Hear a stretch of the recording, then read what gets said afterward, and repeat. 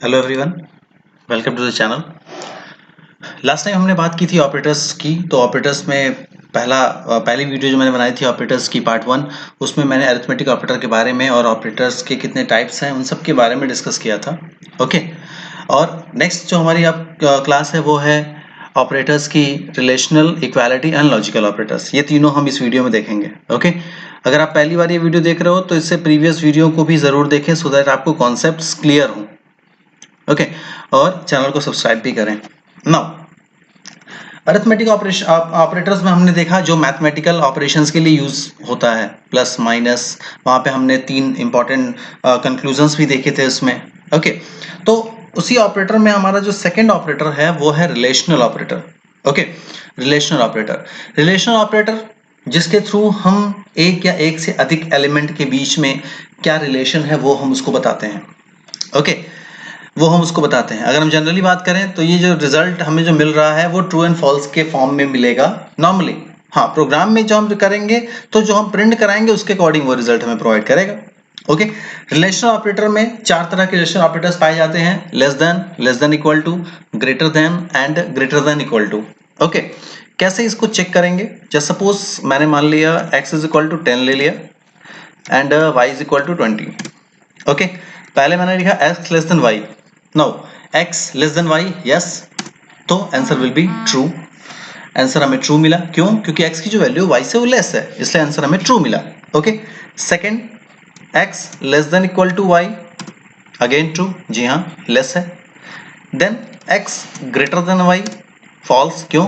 x की value y से greater नहीं है। Okay, next, x greater than equal to y, again false. क्यों? क्योंकि वो ग्रेटर नहीं है। ओके, यानी हम बिल्कुल जनरल चीजों की बात करें तो इस तरीके से हम क्या कर रहे हैं, उसको यूज करते हैं। ओके, हाँ, प्रोग्राम में कैसे हैं वो जो हम लोग प्रोग्राम्स प्रॉपर स्टार्ट करेंगे, प्रोग्राम जब देखेंगे तो उसमें मैं 1 बाय 1 डिस्कस करूंगा इसको। लेकिन जो इसका जनरल एक आइडिया है वो ये है कि less than equal to, greater than और ग्रेटर देन इक्वल टू, यानी वैल्यू बड़ी हो या छोटी हो या बराबर हो तो उसकी बेसिस पे ये क्या करता है, रन करता है। ओके, ये 4 हम यूज करते हैं बेसिकली। नेक्स्ट हमारा, अब इसका जो यूज हम देखें, अगर नॉर्मली अगर हम यूज करते हैं तो ये अलग अलग डेटा टाइप्स के साथ, अलग अलग वैल्यूज के साथ क्या होता है, यूज होता है। ठीक है, अलग अलग वैल्यूज के साथ यूज होता है। जैसे हमने अभी इंटीजर्स में देखा। ओके, इंटीजर्स में हमने देखा कि वो क्या प्रॉपरली किस तरीके से वो एग्जीक्यूट हो रहा था, कैसे हमें आउटपुट मिल रहा था। ठीक है, और जो इसमें कुछ चीजें हैं जो काफी इंपॉर्टेंट है। जैसे एक काफी इंपॉर्टेंट चीज मैं आपको बताऊं तो अगर हम स्ट्रिंग के रेफरेंस में अगर इसको लें, अगर हम स्ट्रिंग के रेफरेंस में अगर ले रहे हैं, मतलब जैसे सपोज मैंने लिख दिया x is equal to A, okay, y is equal to B, okay, और मैंने लिखा x less than y, true. x less than y है, ट्रू। भाई ऐसा क्यों? अल्फाबेट में तो a पहले आता है, b बाद में आता है। ओके, तो ये ऐसा क्यों? देखिए, जब भी आप कैरेक्टर की बात करते हो तो कैरेक्टर में जो कंपैरिजन ये करता है, ये जो रिलेशन स्टेबल करता है पाइथन वर्चुअल मशीन, वो उनके यूनिकोड के बेसिस पे करता है। यूनिकोड यानी यूनिवर्सल कोड। हम आगे भी इसके बारे में बात करेंगे, कहीं कभी बात करेंगे आस्काई कोड, ISCII कोड और यूनिकोड के बारे में। ओके, तो देखिए यूनिकोड क्या होता है? यूनिवर्सल कोड जिसमें कि जितने भी कैरेक्टर्स हैं उनको कंप्यूटर में नंबर के फॉर्म में रिप्रेजेंट किया जाता है सो दैट जो कन्वर्जन है वो आसानी से परफॉर्म हो सके। नंबर को हम बाइनरी में कन्वर्ट कर सकते हैं और बाइनरी लैंग्वेज, बाइनरी डिजिट्स को कंप्यूटर समझता है। ओके, तो इसीलिए यहाँ पे यूनिकोड की रिक्वायरमेंट होती है, यूनिकोड यहाँ पर यूज किया जाता है।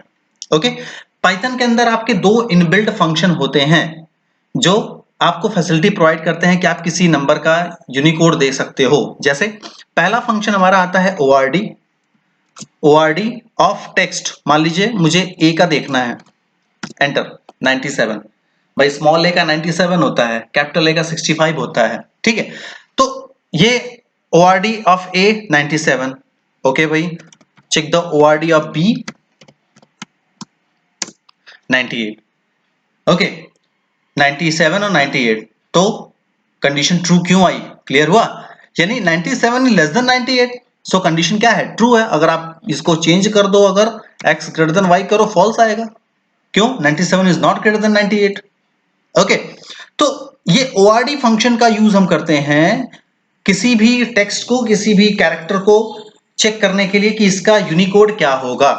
अगर हम कैरेक्टर से यूनिकोड देख रहे हैं, अब मुझे कैसे क्लियर होगा, क्या प्रूफ है कि 97 ही होगा ए का? ओके, उसका भी प्रूफ है। एक और फंक्शन आप यूज करते हो CHR। CHR के अंदर अगर आप 97 मैंने एंटर किया ए, यानी ये बता रहा है कि कैरेक्टर 97 का कैरेक्टर क्या है, ए। ओके, तो 98 भी देख लो, बी। ओके, आई होप ये क्लियर होगा। ये दो फंक्शन बहुत इंपॉर्टेंट फंक्शन है, ये पाइथन में इनबिल्ट पाए जाते हैं। ओके, तो इनके थ्रू जब आप कंपेयर करते हो तो वो उसके यूनिकोड को कंपेयर करके ट्रू या फॉल्स प्रोवाइड करता है। ओके, आई होप ये सबको क्लियर होगा। नाउ बुलियन टाइप में भी आप कंपेयर कर सकते हो। बुलियन टाइप में कंपेयर का मतलब भाई true less than true, false. क्यों? देखिए, आपको पहले भी मैंने बताया था, जब बुलियन टाइप की जब बात की थी तो उसमें बताया था कि ट्रू को यहाँ पर हम वन माना जाता है और फॉल्स को 0। तो भाई वन से छोटा नहीं होता। ओके, हाँ, अगर आप बात कर रहे हो, मान लो मैंने यहाँ पे लिखा true greater than false, true, yes, सही है। क्यों? क्योंकि ट्रू है 1, फॉल्स है 0 और 1 is always greater than 0। Okay, तो बुलियन में कैसे करते हैं ये आपको क्लियर हो गया होगा आई थिंक। इंटीजर और फ्लोट नॉर्मली कंपेयर आप कर सकते हो। मैंने वेरिएबल लेके बताया था उसको, एक्स और वाई। आप चाहो तो नॉर्मली ही कर दो। 10 less then 20 true, 100 greater than 10 true. Okay, आप यहां पे भी कर सकते हो। ठीक है, तो नंबर फ्लोट और इंटीजर नॉर्मली आप कर सकते हो। ओके, देन आफ्टर एक और बात आती है, अगर आप मल्टी कंपेयर कर रहे हो, तो अगर सारे कंडीशंस ट्रू होंगे तभी वो ट्रू होगा, वरना फॉल्स होगा। मतलब मल्टी कंपैरिजन का मतलब क्या है, जस्ट सपोज मैंने लिखा 10 less than 11 less than 12 less then 13, यानी 10 11 से छोटा है, 11 12 से छोटा है, 12 13 से छोटा है, ट्रू। यानी सारी कंडीशंस क्या हो गई, सारी कंडीशंस ट्रू है, तो रिजल्ट विल बी ट्रू। मान लो मैंने यहाँ पे एक कंडीशन बदल दी, 10 less than 11 12 less than 10, no, ऐसा नहीं है, तो जैसे हम एंटर करेंगे फॉल्स। अगर एक भी कंडीशन आपकी फॉल्स हो गई तो result will be false. True कब आएगा, जब आपके सारे कंडीशन, जितने भी कंडीशन आपने दिए हैं सारे के सारे अगर ट्रू होते हैं तभी ट्रू होगा, अदरवाइज फॉल्स। ओके, तो आई होप ये कॉन्सेप्ट सबको क्लियर होगा। स्पेशली आप यूनिकोड जो प्रीडिफाइंड फंक्शन है उसका जरूर ध्यान रखें। ओके, वो काफी इंपॉर्टेंट है। Okay, so it's all about relational operator. I hope ये क्लियर होगा, आप इसके एग्जांपल्स भी देख सकते हो। ओके, नाउ नेक्स्ट हमारा है इक्वालिटी ऑपरेटर। इक्वालिटी ऑपरेटर को बेसिकली हम चेक करते हैं कि जो उनके ऑब्जेक्ट्स हैं वो इक्वल है कि नहीं। ओके, ऑब्जेक्ट्स इक्वल है कि नहीं। इसमें दो यूज होते हैं, डबल इक्वल टू और नॉट इक्वल टू। ओके, और इन जनरल अगर आप जनरल बात करो तो ये आपको जो रिटर्न रिजल्ट आपको जो देता है वो या तो ट्रू होता है या तो फॉल्स होता है। कैसे? अगर हम बात करें 10 इक्वल टू 10, ट्रू, सही है। ओके, एक और चीज, a is equal to 10, b is equal to 10, a equal to b, true, बिल्कुल सही है। अब यहां पर आपको डाउट आना चाहिए। ओके, बिल्कुल मस्ट है, यहां पे आपको डाउट आना चाहिए कि a अलग वेरिएबल है, b अलग वेरिएबल है, दोनों की वैल्यू तो सेम है। ओके, लेकिन वेरिएबल तो अलग है। तो हम जब a double equal to b कर रहे हैं तो ट्रू क्यों आ रहा है, क्या लॉजिक है? अगर आपको याद हो, प्रीवियस किसी वीडियो में मैंने बताया था कि पाइथन में ऑब्जेक्ट यानी एड्रेस, अगर वैल्यू सेम है तो एड्रेस भी सेम हो सकता है। यहाँ पर a और b दोनों की वैल्यू सेम है। ओके, तो उनका एड्रेस सेम हो सकता है। So a double equal to b करने पे ये क्या आ रहा है, ट्रू आ रहा है। ओके, जस्ट सपोज थोड़ा सा आप चेंज कर लो, मैंने लिख दिया b is equal to b plus 1। Okay, अब आप देख लो a equal to b, false. क्यों? क्योंकि b equal to b plus 1 करने पर अब वैल्यू बदल गई, 11 हो गया, नया ऑब्जेक्ट क्रिएट हो गया। तो जब नया ऑब्जेक्ट क्रिएट हुआ तो उसका एड्रेस क्या होगा, प्रीवियस ऑब्जेक्ट से अलग होगा। ओके, सो ये आपको फॉल्स प्रोवाइड करेगा। ओके, नाउ इसके अंदर भी कुछ चीजें होती हैं, आप स्ट्रिंग के साथ भी कर सकते हो, सेम यूनिकोड, जैसे अभी आपने देखा, सेम जैसे मैंने अभी रिलेशनशिप में बताया था, बिल्कुल वैसे ही आपका ये प्रोवाइड कर रहा है। ओके, बुलियन में भी बिल्कुल वैसे ही होगा जैसे आपने रिलेशनल ऑपरेटर में देखा। ठीक है, और इंटीजर में भी आपका ऐसे ही होगा जिस तरीके से मैंने आपको बताया, रिलेशन ऑपरेटर में जिस तरीके से मैंने बताया था। ओके, और मल्टी इक्वालिटी चेक, ओके, अब एक इंपॉर्टेंट चीज यहां पर आती है कि मल्टी इक्वालिटी चेक। अगर सारे ट्रू हैं तो ये ट्रू आएगा, वरना नहीं आएगा। हाउ, किस तरह? a is equal to b, just suppose a is equal to b is equal to c is equal to 10 मैंने दे दिया, ठीक है। Now a double equal to b double equal to c, true. भाई ये तो true है, okay, ये तो आपका ट्रू आ गया, ठीक। ओके, एक और एग्जांपल देखते हैं। मान लीजिए मैंने ले लिया L1, L1 is equal to 1 2 3 4, ठीक है। L2 is equal to 1 2 3 4, L1 equal to L2, true, बिल्कुल सही। क्यों? ऑब्जेक्ट सेम है, ठीक है। तो ये क्या है? ये आपका ट्रू है, ओके। तो इस तरीके से आप क्या कर सकते हो, चेक कर सकते हो किस तरीके से होता है, ठीक है। अगर सेम प्रोसेस, अगर यहाँ पे कुछ भी अगर चेंज होता है तो आपका जब वैल्यू चेंज होती है तो एड्रेस चेंज हो जाएगा, जब एड्रेस चेंज हो जाएगा तो it will return false, okay. ये बहुत इंपॉर्टेंट चीज है, इसको हमेशा ध्यान रखें, ठीक है। और उसके बाद डिफरेंस आता है, बहुत ही इंपॉर्टेंट इंटरव्यू क्वेश्चन होता है कि what is the difference between double equal to operator and is operator. देखिए, इज ऑपरेटर की बात मैं वैसे बेसिकली मुझे आगे बताना था इसको, लेकिन यहां पर भी एक बार डिस्कस कर लेते हैं। इज ऑपरेटर पाइथन का एक इनबिल्ट ऑपरेटर होता है जिसका काम होता है रेफरेंस और एड्रेस को कंपेयर करना, जबकि डबल इक्वल टू क्या करता है, कंटेंट को, यानी उसका क्या वैल्यू क्या है उसको कंपेयर करता है, जबकि इज ऑपरेटर रेफरेंस या एड्रेस को बताया जाता है। इंटरव्यू में ये क्वेश्चन मोस्टली पूछा जाता है कि भाई what is the difference between double equal to and is operator, explain with example. Okay, आप एग्जांपल के थ्रू इसको बताओ, तो आप एग्जांपल के थ्रू इसको बता सकते हैं, ठीक है। किस तरीके से? जैसे एग्जांपल अगर देखते हैं, now a is equal to 10, b is equal to 10, normal, ठीक। a double equal to b, true. a is b, true, सही है। क्यों? क्योंकि कंटेंट भी सेम है उसका और उसके एड्रेस भी सेम है, ठीक है। नाउ अब जैसे अभी ऊपर ये जो आपने देखा L1 और L2 बनाकर मैंने किया था, L1 और L2 में जब मैंने L1 double equal to L2 किया तो ये ट्रू आया, ठीक है। अब इसी चीज को हम यहां देखते हैं, L1 is equal to 1 2 3 4, L2 is equal to 1 2 3 4, ठीक। L1 is L2, false. क्यों? यहां तो फॉल्स आ रहा है। देखिए, यहां फॉल्स इसलिए आ रहा है क्योंकि लिस्ट जब भी आप बनाओगे, भले उसके कंटेंट सेम क्यों ना हो, लेकिन जब भी आप दो लिस्ट बनाओगे तो दोनों लिस्ट का एड्रेस सेम होगा। आप L1 और L2 की आईडी चेक करके देख सकते हो, एड्रेस क्या होगा, दोनों का अलग होगा, ठीक है। कंटेंट सेम था इसलिए डबल इक्वल टू में वो ट्रू आया, लेकिन एड्रेस अलग है, इसीलिए यहां पे वो क्या प्रोवाइड कर रहा है, इज ऑपरेटर यूज करने पर वो फॉल्स प्रोवाइड कर रहा है, ठीक है। तो क्या तरीका है, मान लो कि अगर मुझे लिस्ट में भी इज ऑपरेटर को ट्रू अगर लाना है तो उसके लिए हम क्या करेंगे, सिंपल, L1 और L2 आपने बनाया हुआ है, जस्ट सपोज यहां पे बस सिंपल आपको क्या करना है, L3 is equal to L1 करिए, हो गया। यानी L1 की जो भी वैल्यू थी वो कहां आ गई, वो L3 में आ गई, ठीक है। अब जब आप चेक करो L3 इज L1, ट्रू, अब ये बिल्कुल आ गया। क्यों? क्योंकि जब वो उसके इक्वल हुआ तो उसका एड्रेस भी उसे प्रोवाइड कर दिया गया, जिसके थ्रू वैल्यू हमें क्या मिली, ट्रू मिली है, ओके, जिसके थ्रू हमें वैल्यू ट्रू मिली है, ओके। तो ये एक बहुत इंपॉर्टेंट कंपैरिजन था दोनों में। इस ऑपरेटर के बारे में आगे भी हम लोग बहुत बात करेंगे, ठीक है, स्ट्रिंग में मैं बताऊंगा इसके बारे में और, ओके। आई होप ये सारी चीजें सबको क्लियर होंगी। तो ये आपका इक्वालिटी ऑपरेटर के बारे में था, जिसमें दो ही ऑपरेटर हैं, डबल इक्वल टू और नॉट इक्वल टू, ठीक। नेक्स्ट, लॉजिकल ऑपरेटर, हमारा एक और इंपॉर्टेंट ऑपरेटर जो कि लगभग हर प्रोग्रामिंग लैंग्वेज में सिमिलर इंपॉर्टेंस रखता है, लॉजिकल ऑपरेटर, ओके। ये यूज होता है एक्सप्रेशन इवैल्यूएशन करने के लिए। कुछ भी इवैल्यूएशन, आप एक्सप्रेशन आपने दिया हुआ है उसको इवैल्यूएट कर रहे हो और डिसीजन क्या आ रहा है वो उसके बेसिस पर हम रिजल्ट प्रोवाइड करते हैं, ओके। इसमें तीन होते हैं, एंड और नॉट। एंड में अगर दोनों कंडीशन इक्वल है, दोनों कंडीशन अगर ट्रू है तो रिजल्ट ट्रू आएगा, एक भी फॉल्स हो गई तो रिजल्ट विल बी फॉल्स, ठीक है।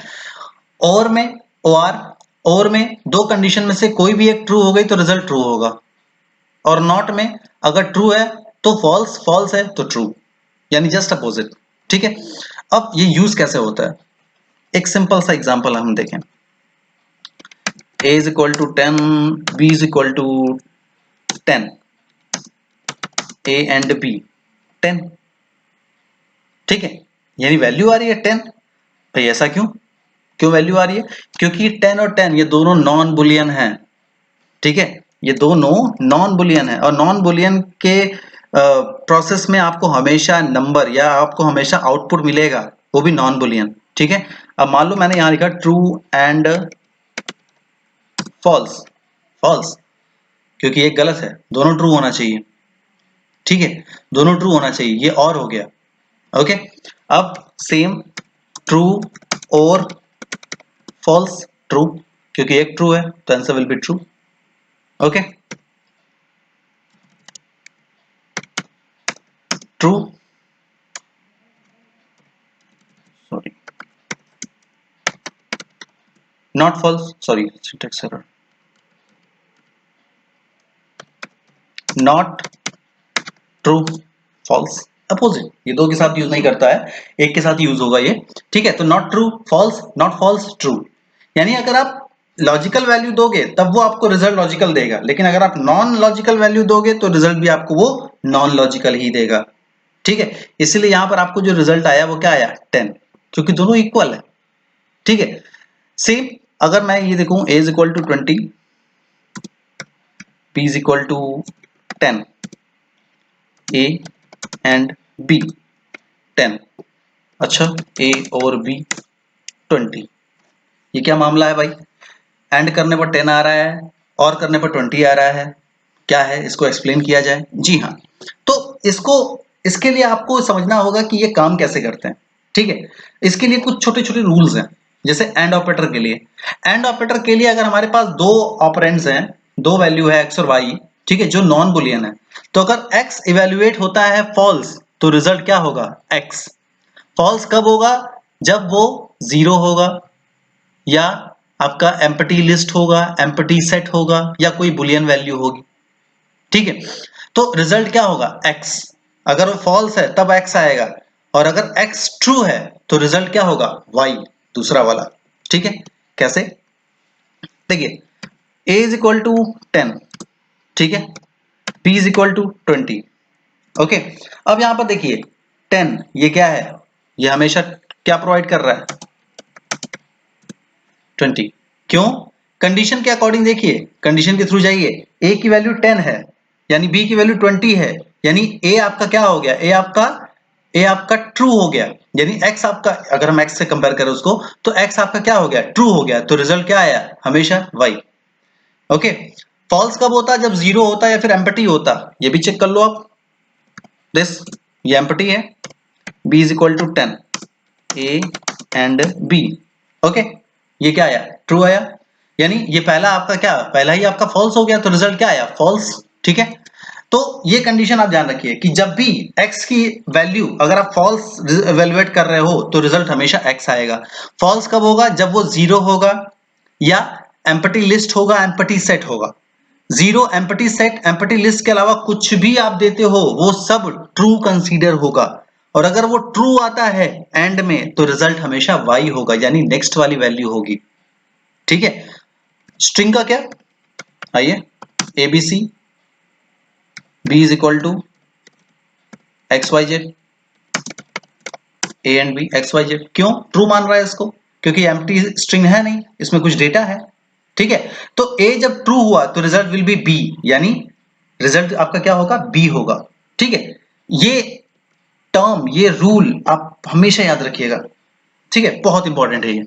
नेक्स्ट और के लिए, और के लिए भी अगर हम ऐसे ही इवेल्युएट करें तो अगर x ट्रू है तो रिजल्ट y होगा, क्योंकि भाई और में क्या होता है, और में अगर आप देख रहे हो अगर पहली कंडीशन अगर ट्रू है तो वो क्या करता है, दूसरा भी चेक करता है क्या वो भी ट्रू है, अगर वो भी ट्रू होगा तो y प्रिंट कर देगा, और अगर और अगर फॉल्स है, मतलब पहली कंडीशन अगर फॉल्स है तो भी वो दूसरे को चेक करेगा, तो रिजल्ट हमेशा क्या देगा फॉल्स, y देगा, ठीक है। देखिए a is equal to abc, b is equal to X Y Z, a और y, abc, a abc यानी a की वैल्यू, क्यों क्यों a की वैल्यू आई? क्योंकि x जो आपका इवेल्युएट हुआ वो क्या हुआ, वो आपका ट्रू था, यानी कोई कैरेक्टर वहां पे कुछ ना कुछ डेटा आपने वहां पर दिया हुआ है, तो आप जब भी उसे प्रोवाइड करोगे तो हमेशा पहले वाले को एग्जीक्यूट करेगा, उसको पहले ही कंडीशन मिल गई, वो आगे नहीं जाएगा। ठीक है, एक और देखें 1 2 y is equal to 2 0 x और y 12 पहला ही, ठीक है, क्योंकि पहला ही कंडीशन आपका क्या हो गया, ट्रू हो गया। जब पहला ही ट्रू है तो आगे देखेगा और रिजल्ट जो होगा वो ट्रू ही होगा। ठीक है, दूसरा भी ट्रू है। अच्छा, दूसरा अगर हम फॉल्स करें तो क्या होगा, x इज इक्वल टू 12 मैंने किया and y is equal to मैंने फॉल्स कर दिया, x और y 12, फिर भी क्यों, क्योंकि पहली कंडीशन तो ट्रू मिल गई ना उसको। ठीक है, तो इसके बेसिस पे आपका क्या होगा, रिजल्ट वो इवेल्युएट करेगा, 1 by 1 आपका रिजल्ट वो इवेल्युएट करेगा।